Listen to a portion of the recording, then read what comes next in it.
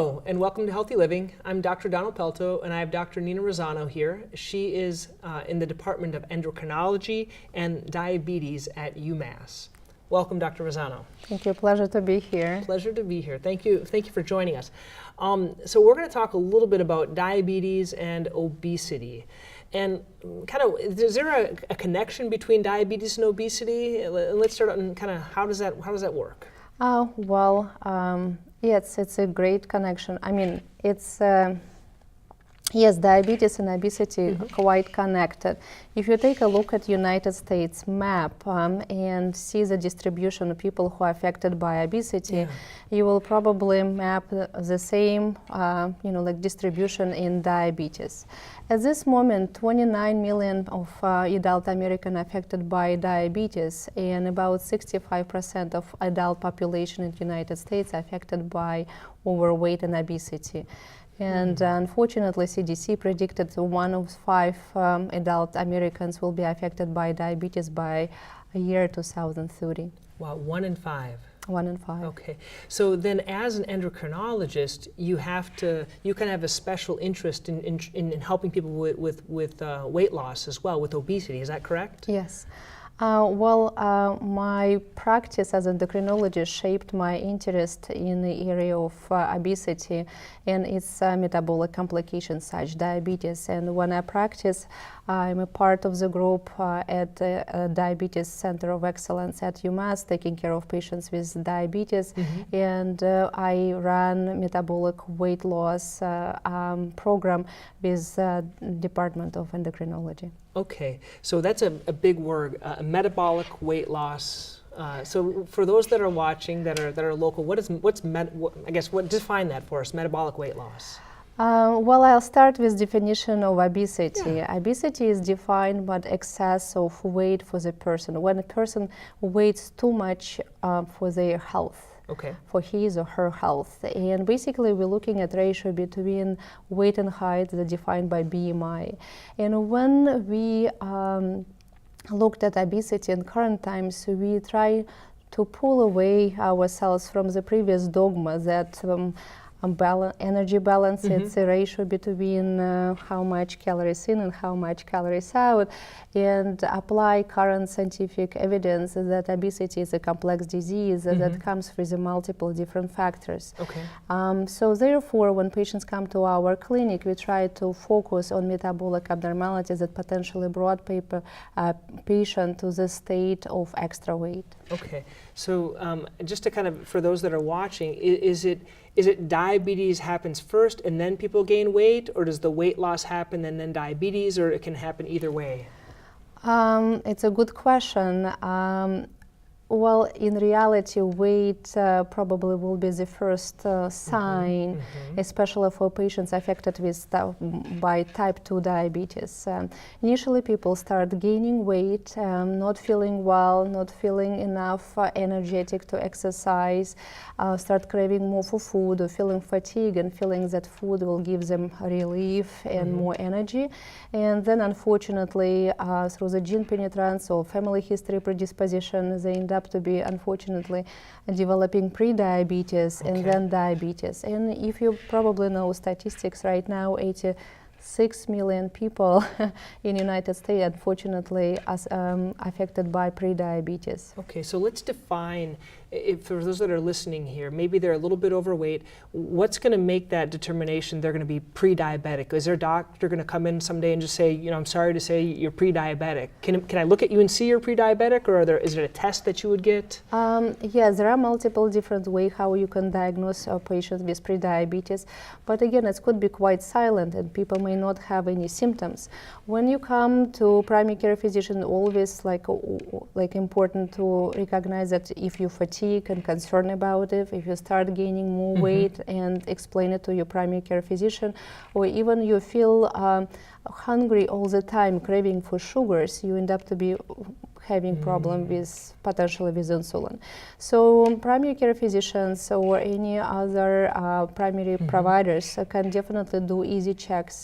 We have a marker of diabetes that's easy to check with the finger stick or through the blood work. We have a specific test that calls glucose tolerance test that can help you to indicate if you have prediabetes. We have other potential tools, and if you're interested to look online, at this moment government promotes screening for prediabetes, and there is a website called quite easy, doihaveprediabetes.org, and you can go and check questionnaire. It takes about 30 seconds, and you may potentially understand if you're at risk or not at risk to have diabetes in the future. Okay, so we're going to leave, for those that are watching, it's up to your doctor, or you can go to the site to determine if you have diabetes, but for a lot of those that are watching, you may be a little bit overweight, or you may have increased weight with diabetes, and kind of the next thing we want to look at is, why is it so hard for both diabetics and non-diabetics that have these extra pounds to shed them? Why is that? It's just because people aren't disciplined enough? Is it as simple as that, or is it something more? Of course not, it's definitely more. So as I mentioned, diabetes, it's a quite complex condition, and if a previous dogma kind of like again looked at calories in, calories out as a potential reason for you to gain weight, but in the current times we looked at other factors related to obesity. We count genetics, we count even maternal health and intrauterus development. We count environmental, psychological, medical like factors. Stresses and things like Absolutely, yes. So when patients come to my clinic, I take my steps to recognize what metabolic abnormalities it could have and how to approach them on a personal way. Yeah. So could they have a metabolic condition that brought them to like weight gain, for example, skeletal muscular abnormalities, right? Joint pain, muscular pain that needs to be addressed by it, right? Problem with sleep, right? Problem with circadian rhythm can definitely change the way how you're expressing your hormones, right? And right now we know about 10 major hormones of gastrointestinal tract actually give us messages how we need to reflect on our appetite and actually consequently regulate our senses of fullness and hunger. And so those that are coming in for getting help with their diabetes, they come and see you. Do you treat every patient that has diabetes for weight loss in your practice? Absolutely, yes. We definitely address it on each visit because at this moment, besides diet and exercise routine and the help what we have from our nutritionist team and in association with bariatric center, we have exercise physiologists can help with personal care in terms of your exercise. We do have multiple tools.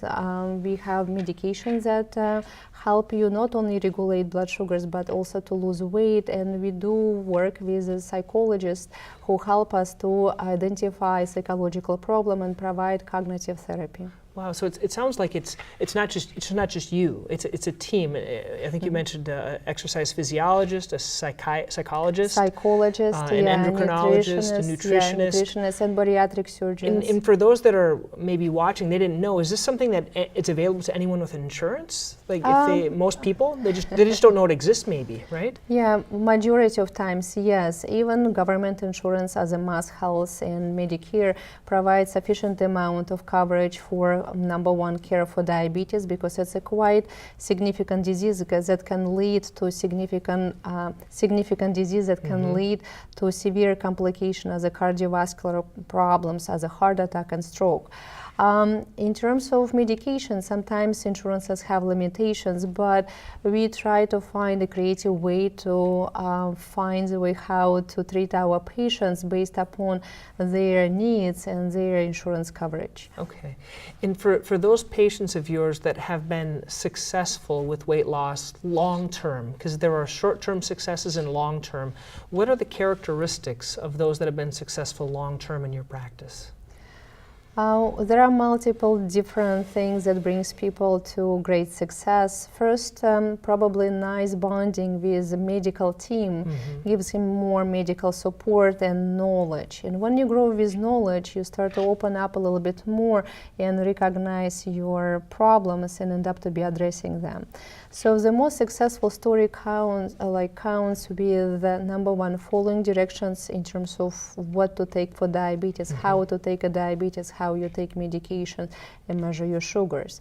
For weight loss, the most successful story is coming from tracking your food. Even though it's for 2 weeks or a couple of months, you will be able to understand what basically you're trying to eliminate, what trying to eat, how your food is, like how is your diet is balanced, and what you can do in terms of eliminate things that can give you extra weight. The second component of successful weight loss, exercise. Exercise routine is important because, again, with westernization of the culture, use of computers and cars, we don't walk much. And if you compare pictures from last generation, current generation, you see how the difference in weight, right? Because we're not moving for the day. And it's important concept to recognize. We actually deprive ourselves from activities by just changing our jobs sitting next to computers. So it's important to give yourself opportunity to walk every day about 30 to 40 minutes. And if you have more chances to exercise, to establish some exercise routine at home or in a gym. Studies show that having some guidance, like having a coach or a trainer and overall support probably will bring you more success with exercise. The next thing, most important, is definitely to have supportive environment.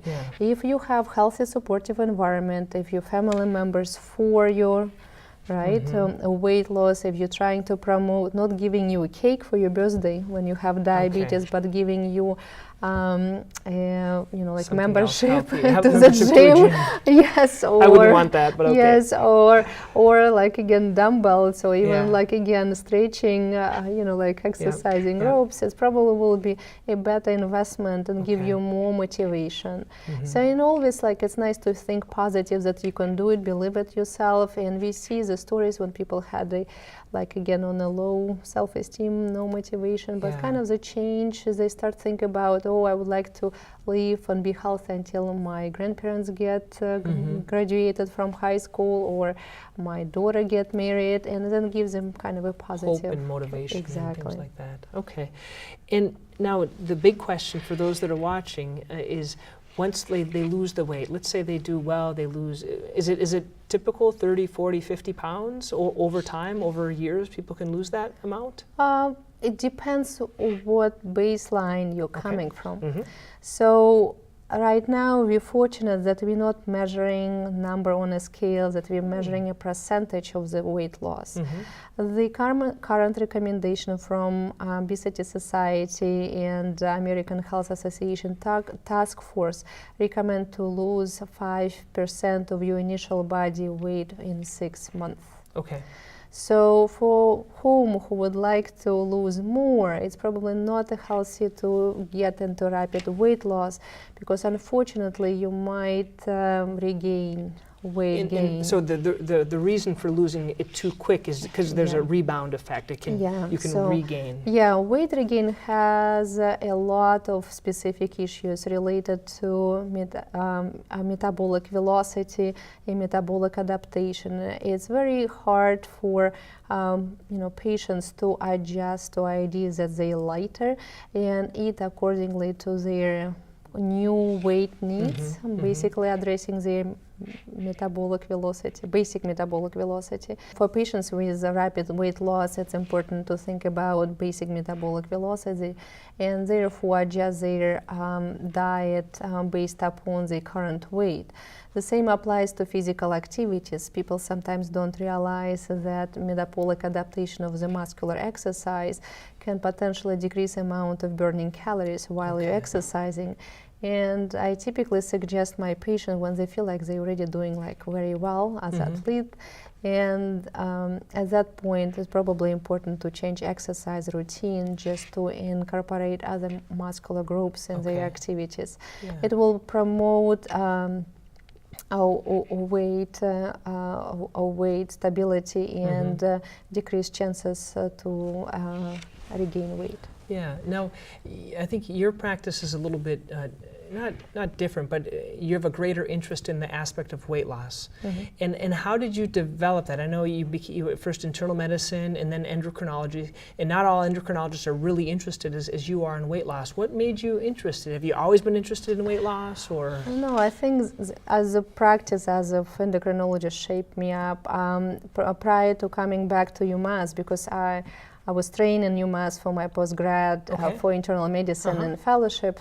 I had the opportunity to be part of UPenn endocrinology team, and at times they were building a weight center. So I gained a lot of experience by doing weight loss related medical care to my patients, and therefore it kind of like shaped my interest. Plus again, right now with so much available in medicine, you can check hormones related to obesity. You may not yet identify genes on a everyday basis in your clinical practice, but I hope it will be available soon. So again, it just fascinates me how much we can do even right now for patients with weight. So therefore, when I see my patients in endocrine clinic, I take care of patients with weight. Now, I know something that I typically see, and I'm sure you do as well, patients, they come in, they start maybe on, they're pre-diabetic, and the doctor says, I'd like you to eat a little bit less or change your diet and then work out a little bit more, and then they start on maybe an oral medication. One that's more common is metformin, and then from there, that's just not under control, then they have to put them on insulin.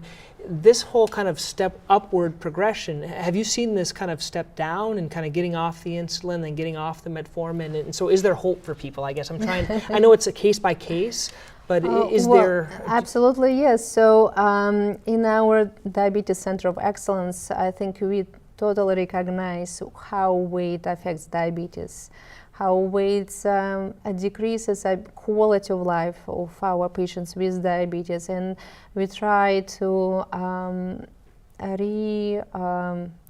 adjust patients' therapeutic care and prescribe medication as indicated, but in a focus on blood sugar control and weight. And there are a few classes of medication right now for patients with diabetes that promotes weight loss. And as you asked me before, if a weight loss of 20, 30, 40 pounds is possible, yes, it's possible. And we see successful stories even more than that. Wow. But we still collaborate closely with the bariatric surgery clinic, bariatric clinic, and we send patients for a bariatric surgery evaluation if they are in advanced stage of obesity, and if they need more than medical care, meaning bariatric surgery to control their sugars and weight. Yeah, so we can kind of talk, I know we didn't ask that as the kind of the questions we were thinking about, but in how does that work? If someone has bariatric surgery, do they become non-diabetic, or when their weight drops quite a bit, is it they just stop using the medication, but you're always pre-diabetic? How does that work? Unfortunately, you cannot change your genes or predisposition. So it's probably important to remember that you have had problem with sugars, and it might return if you're not following recommendation. For majority of patients, it's we see a lot of successful stories. With bariatric? With bariatric surgery. And studies support actually bariatric surgery for treatment of diabetes and definitely weight. And in our bariatric center, patients typically gradually decrease amount of insulin use. We suggest we provide recommendation how to wean from insulin, and sometimes they end up to be taking only indeed medication called metformin versus just stop medication completely. Wow, that's great. That's great. You mentioned, I know everyone's curious, you mentioned a couple of the medications that actually help with weight loss. So if you're diabetic, there are one more common one. Correct me if I'm incorrect, but does metformin kind of known to maybe cause a little bit of weight gain, or is that? Metformin actually is opposite. It's known to have a produce a weight loss. Weight loss, okay. Yeah, because again, the common problem with weight gain in patients with predisposition to have diabetes in the future is high insulin production. Okay. And metformin is a medication that improves synthesis of insulin. Therefore, you produce a smaller amount, less of insulin, but more productive, more effective. It works better for you, and you improve your metabolic velocity. And there's a couple of other newer ones that are out there. Some insurances cover that help you lose weight. Well, there are two different approaches. You may start using medications that directly indicated for the weight loss, like we call it anti-obesity medication, versus medications that we know would help you great time with blood sugars, but also would help you to lose weight, because they kind of like targeting those two pieces at once. Yeah. Okay, neat. How you call it, like a two birds with one stone, right? Exactly. Okay. And then I wanted to ask a little bit, we touched on this a little bit about behavior modification. And is that just releasing stress, or what does behavior modification mean? It's with a psychiatrist, right? It's for psychologists. Psychologist. In our Diabetes Center of Excellence, we have psychologists who work with our patients to stratify their needs and improve their condition through the cognitive therapy. So we all build differently. We have a different set of reward systems, right? We sense foods like differently. So therefore, they identify what patterns in your behavior may potentially be the barrier to take a good care of your diabetes or your weight. For there are multiple different psychological conditions that could be identified, even include new ones, like for example, night eating syndrome. Which probably was not recognized, like about 10 to 20 years ago. So therefore, they help you to change the patterns, break barriers, and improve the way how you address food, diabetes care, medication intake, exercise, and kind of overall well-being. Neat. And so if someone's interested in seeing an endocrinologist regarding their diabetes and weight loss, because not every patient that has diabetes, a lot of people see primary care or internal medicine doctors, but then some they get referred to endocrinology. If they wanted to learn more, they would go to the Diabetes Center of Excellence, right, at UMass, if they wanted to learn more about this? Yeah, absolutely. And we, we work closely with primary care physician, and we definitely can provide even one consult in a lifetime, and discuss ways they add in terms of diabetes, how frequently they could be seen, and discuss what potentially would be the plan of therapy for a year or couple of years based upon their needs. They would work together. Yeah, absolutely, yes. So, and again, for people who do not have diabetes, when I run my metabolic weight loss clinics, I do see patients without diabetes, but sometimes with pre-diabetes, and we focus just in the weight and how weight affecting your life, what kind of comorbidity of weight you have. So there are multiple tools how we can help at UMass. To make our patients' life in better quality. Yeah. So anything else that you'd like to kind of end with for those that are watching the program? Any words of inspiration, I guess, or anything else that you'd like to end with? I would probably say if you're curious why you're gaining weight or why you have a lot of weight, probably nice to go to academic center and check with medical providers who will give you more scientific and sophisticated advice, and try to think more positive, that it's not only about what you eat and what you do for activities brought you in the current stage, and we definitely can answer all other questions during medical visit. Good. Thank you so much, Dr. Rosano. Thank you very much. Appreciate it. Hey guys, thank you for watching Healthy Living. You're going to find a few links here I'd like you to click. One is to subscribe to this channel on YouTube. Also, you can learn more. There are some videos here you can see.